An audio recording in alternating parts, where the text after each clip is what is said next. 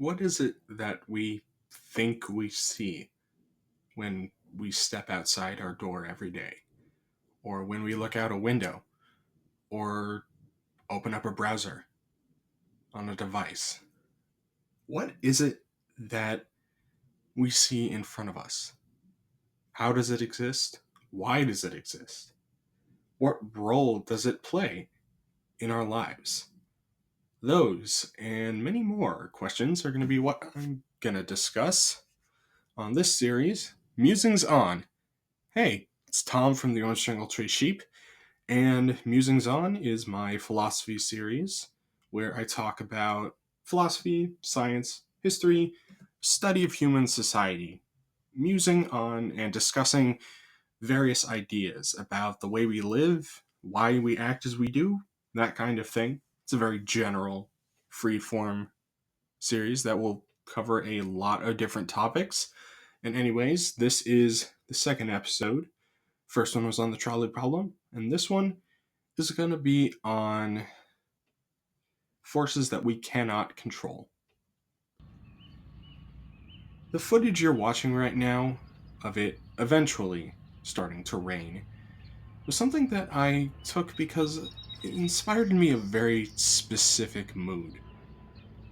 Rain is something we cannot control. I mean, humans can certainly influence the weather over time through industry and science and such, but the weather is something separate from us. There are some facets of reality, of the place we live in, of how humans exist, that mean that we can't control everything.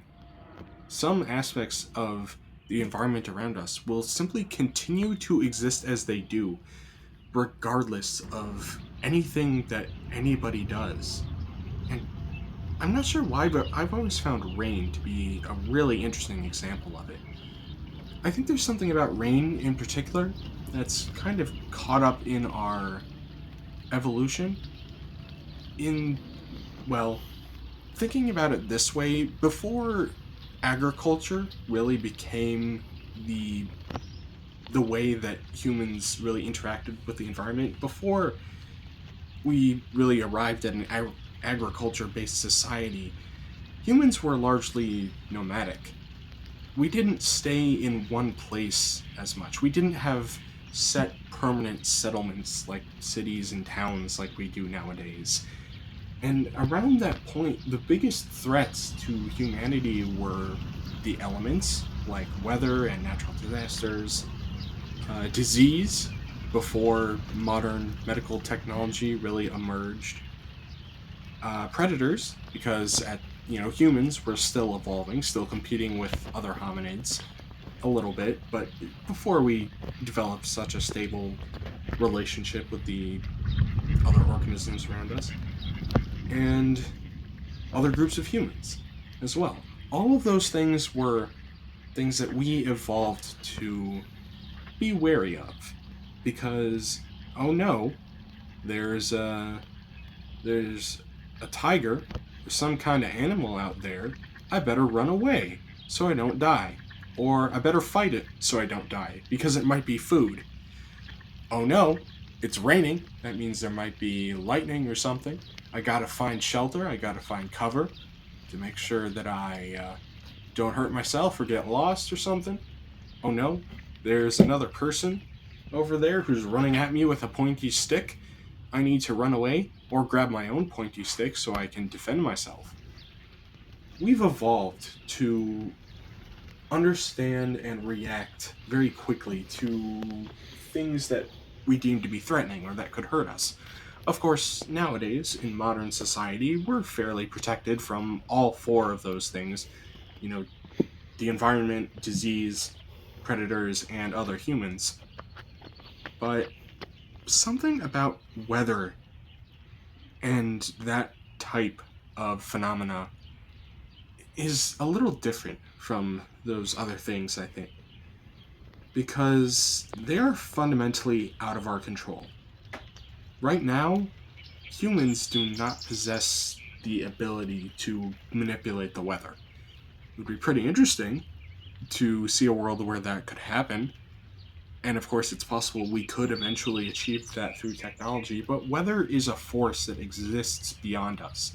Fundamentally, the way that we interact with that part of reality just doesn't fall within our capabilities. Rain, in particular, is a signifier of potential danger in some ways, because being wet when you don't want to be wet, being rained on, is not a too pleasant of an experience. And depending on what you're doing where you are, it can have some effect on your body's ability to fight certain things. Like you're being outside in an environment like that can sometimes lower your body's ability to fight things sometimes. So, I mean, we learn to avoid inclement weather for good reason. But something about rain in particular just always fascinates me because it's a profile of something happening that will always be something we treat as a fact or just as a force that will always be there. And there is nothing we can do to change it. And in terms of just forces beyond our control, there's a lot about the reality we live in that we don't understand. Why do we exist? Is there any kind of stated reason? If there is, what is it exactly? Have we achieved it so far? Why is it that the environment around us is shaped the way that it is? There are a lot of processes and concepts that human beings are simply not equipped to understand. Huge numbers, like people struggle to, I think, imagine a million of something. 100, 1,000, 100,000, 10,000, something like that. Those you could do with some effort. But the idea of a big number like a million, or something like the vastness of space, or even how big our planet is, are all facts about reality that will continue to exist despite the fact that we exist. There will always be something about our reality that we can't fully grasp. And I think that's what makes life interesting. The idea that there are some things we will not understand drives us to try and understand. The idea that we only live for a limited amount of time, that we will all one day no longer exist, either because of some kind of injury or disease or simply old age, that is what drives us to try to live full lives. And that is also what drives us to try to figure stuff out about reality. And that's what I think is something important for us to remember. Is that we're not going to live forever. It would be really nice in some ways, but also not nice in others, because living forever would mean giving up one of the fundamental things that makes us human. And one of the other fundamental facts that makes us human is that sometimes, in some places, there are things we can't control. And honestly, in a way, I think that's beautiful.